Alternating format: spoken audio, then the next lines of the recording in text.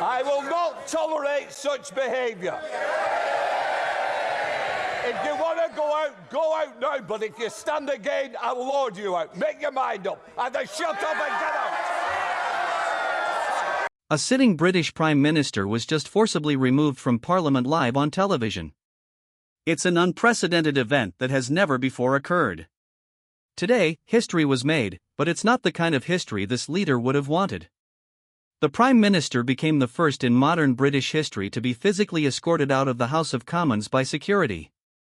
This all happened because he completely lost his composure during an intense confrontation with Nigel Farage. I'm going to break down exactly what happened, minute by minute, and explain why this event is a game-changer for British politics. But before we get into the details, make sure you hit that subscribe button. The footage you're about to hear about will shock you, and you don't want to miss our future analysis of the political shakeup that's coming next. The day began just like any other Wednesday at Westminster. Prime Minister's Questions, or PMQs, was scheduled for noon. The chamber was packed. Members of Parliament from all parties filled the benches, which were a vibrant green. Cameras were rolling, and the entire nation was watching. No one could have predicted they were about to witness the most stunning moment in modern parliamentary history. At precisely 12:15 p.m., Nigel Farage rose to his feet. The leader of the Reform UK party had been preparing for this moment for weeks. He held documents, statistics, and concrete evidence that would systematically dismantle the government's immigration policies. But Farage didn't raise his voice or wave his papers around. He simply began to speak in a calm, steady tone. "Mr. Speaker," Farage began, "the Prime Minister promised to stop the boats. Yet, we've seen a record number of people crossing the Channel. Over 45,000 illegal arrivals just this year. Deportation flights are being cancelled, hotels are costing taxpayers billions, and now, leaked documents reveal secret talks with Brussels about rejoining EU migration programs." Each point was a calculated strike, landing with pinpoint accuracy. The Prime Minister visibly shifted in his seat, his face starting to flush. Members of his own Labour Party began to look uncomfortable. This wasn't the usual political spectacle, it was a methodical breakdown backed by irrefutable facts. Farage continued, "The British people voted for control over our borders. They voted for sovereignty. Instead, they got a betrayal disguised as compassion. When will the Prime Minister admit his policies have failed?" The tension in the chamber was palpable, but this was still within the bounds of a normal political debate. It was sharp, yes. Uncomfortable, absolutely. But nothing that hadn't been seen before. And then, in a single moment, everything changed.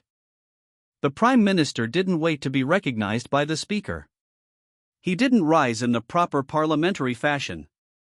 He simply exploded from his seat, his finger trembling as he pointed across the chamber directly at Farage. "How dare you," he bellowed, his voice cracking with pure rage. "How dare you stand there and lecture this government about compassion when all you do is spread hatred and division?" The chamber went completely silent. This was no longer a political argument. This was personal. This was unfiltered fury erupting in the heart of Britain's most important democratic institution. But the Prime Minister wasn't finished. He kept going, his voice rising with every word. "You have no right to speak about British values when you've spent your career tearing this country apart. You're a disgrace to this chamber." Seasoned MPs sat frozen in shock. Many had never witnessed a Prime Minister lose control in this way. On the Conservative benches, jaws dropped. Labour MPs looked horrified. Even the usually boisterous backbenchers were stunned into complete silence. Speaker Sir Lindsay Hoyle immediately called for order. "The Prime Minister will return to his seat and address the chamber appropriately," he commanded. But the Prime Minister ignored him entirely. Instead, he took a step forward, still pointing and still yelling. "This man has no business questioning our policies when he can't even unite his own party," he shouted. Speaker Hoyle's voice boomed across the chamber again, "The Prime Minister will resume his seat immediately." But the Prime Minister was beyond hearing.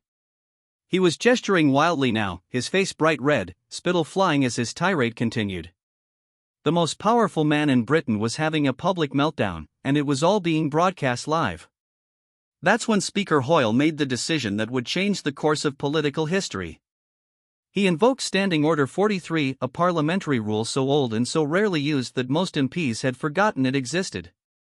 It grants the Speaker absolute authority to remove any member who refuses to maintain order and decorum in the chamber. Any member, including the Prime Minister. Standing Order 43, Speaker Hoyle declared, his voice cutting through the chaos. I am directing the Prime Minister to withdraw from the chamber immediately. The silence that followed was deafening. The only sounds were the clicks of cameras and the quiet breaths of the stunned politicians. For a moment, no one moved. The Prime Minister stood there, still red-faced, still seething with anger. You can't be serious, he said, but his voice had lost its force. The rage was starting to be replaced by disbelief. I am entirely serious, Speaker Hoyle replied firmly. This chamber will not tolerate personal attacks in place of reasoned debate. Security, please escort the Prime Minister from the floor. And then it happened. The moment that will be replayed for decades. Two security officers, who had been standing near the chamber doors, began walking toward the Prime Minister of the United Kingdom. At first, the Prime Minister didn't move. He looked around the chamber as if expecting someone to intervene. But his own MPs sat in stunned silence. No one was coming to his aid. This is outrageous, he said, but his voice was smaller now.